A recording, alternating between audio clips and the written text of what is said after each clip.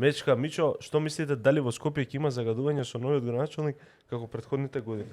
Ќе има од проста причина што не се случило ништо што би спречило да има загадување во Скопје.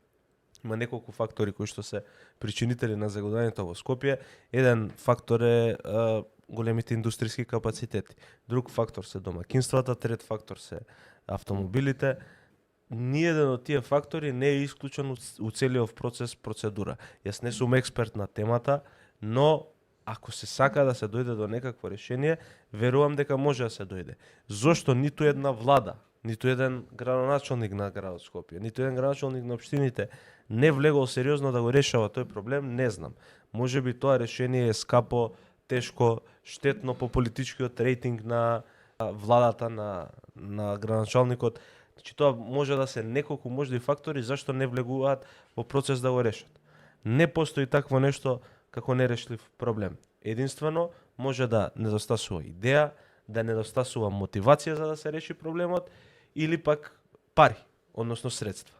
Кај нас мислам дека е комплот од трите работи. Например, еве, да речеме дека домакинствата се виновни. Ти да влезеш да ги казнуваш нив или да ги спречуваш да се греат на начин како што се грееле, губиш гласови.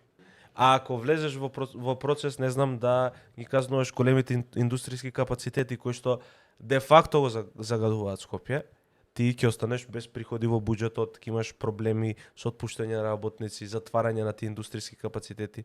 Друго, недостаток на средства. Можеби постојат различни механизми, не знам, имаше поставува, не знам, гледав во Кина ни огромни како видео бимови личат, кои што го практично го вшмукуваат загадениот воздух, го чистат и го испуштаат прочистен.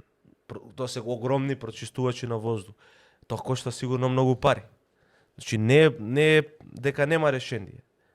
Не е опортуно решението. Сега загадувањето ќе мириса на шампон. Па да, за овие што се провладини, само декларирани провладини телевизии, нема ни да има воопшто загадување. Знаете дека кога беше СДСМ на власт, кога беше Данела Арсовска градоначалник, дојде ли зимо, секоја година Скопје е најзагаден град во светот. Скопје во топ 10 најзагадени град. Скопје во топ 5 најзагадени градови во светот. И загадувањето пречи само кога си во опозиција.